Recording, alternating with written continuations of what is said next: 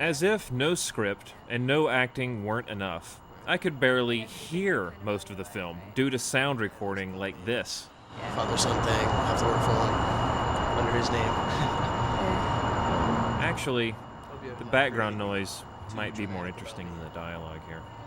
Oh, gun hero, don't mess with zero, don't give a fuss, could bad boy Lero. Ah, yeah, what? A bad boy's back in fuss, cause guns are rust. Ah, yeah, what? Yo. Now, although I had tons of material for scenes I didn't need, I had no footage for the scenes I did need. For example, there were no car building shots. Now, for a story that was ostensibly about building and racing cars, you'd think they would have covered this. But due to technical issues with the cars and scheduling screw-ups, these pivotal car building scenes were never even shot. On top of all of this, there was no ending. That's right, no ending at all. Due to a disagreement between the producer, the talent, and certain key crew persons, the production fell apart before the ending could be shot. So, we need to look at what we've got and figure out if maybe there's some alternate endings from some of the existing footage, or is there something else? So it looks like we're going to have to write an ending using the existing footage, whatever the existing footage will allow, and then we're going to have to make up something else with Bird and Wojo, because that's kind of what we have left. Yeah. Well, yeah. And it sounds like if this is going to be such a huge, nightmare trying to get the insurance and the mechanic, and and this location is giving you problems, etc. Sometimes in production, that's God talking to you.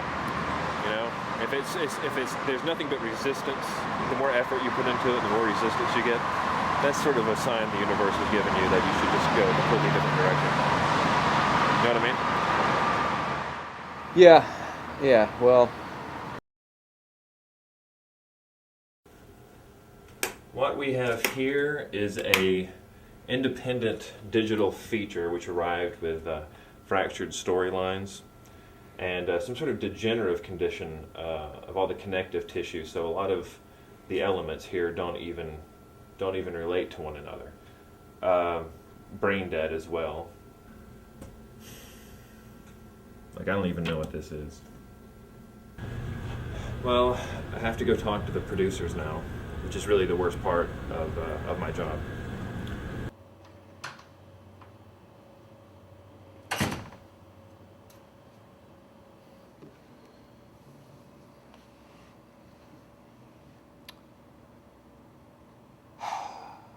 I'm sorry.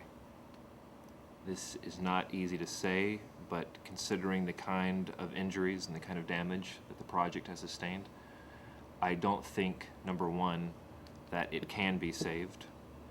And number two, I don't think that it should be saved, honestly. And the reason why is that even if I were to keep it alive somehow, if I were somehow managed to just keep it alive, it would be brain dead. It would not have what we editors like to call a quality of life, a vegetable. I don't think any of us would want that. Sometimes when you've done all that you can and it's still not enough, that's God calling you home. Well, the producers want to keep it alive. I mean, you develop a pretty thick skin about the big budget productions when they fail, but when it's a bunch of first timers, it kind of gets to you. It's nice to have a hobby. Nothing else relieved the stress of working on someone else's movie than working on my movies. Here, I had a sense of control. I controlled the vertical, the horizontal, the tint and the hue. And cutting film meant the pace was slower, more relaxed. But moments of quiet meditation such as this were short-lived, for tomorrow is another Rush Junky day.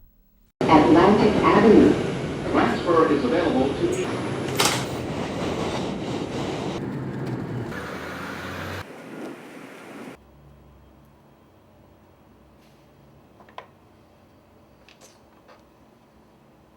It was all very frustrating, and I relieved this frustration by making fun of the movie. Wow, they just backed up for half a mile. 454 right now, and I'm gonna bore and stroke it up to a 468. Bore and stroke it? Have you ever seen a grown man naked? I say we up the ante. Up the ante? It's ante, you ass clown!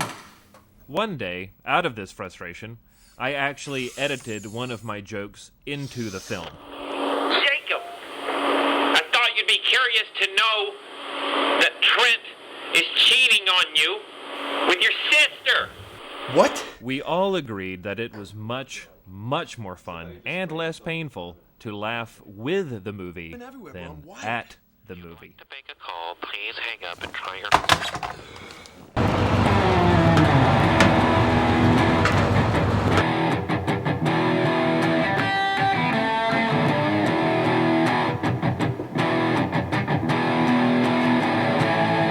He's lost. Can't find his way to the classroom. This class is ready for William Shakespeare. All my time spent in transit and waiting for the bus meant I had a lot of time to think about how to fix the movie. And now that I had the go-ahead to do anything I wanted, I began by trying to write whatever ending was possible using the existing footage. Because the actor playing Trent was gone, the ending could not involve Trent, obviously, and by extension, really couldn't involve Jake either. The movie would have to end with them fighting. Now, I wanted to use more of Bird and Wojo, because I felt they were the most compelling characters. What if Wojo had a crush on Bird, and was only pretending to be Trent's friend? But Bird and Wojo had no scenes together. If Wojo narrated the movie, the story could be reshaped because Wojo would be telling us his version of the story. Aha!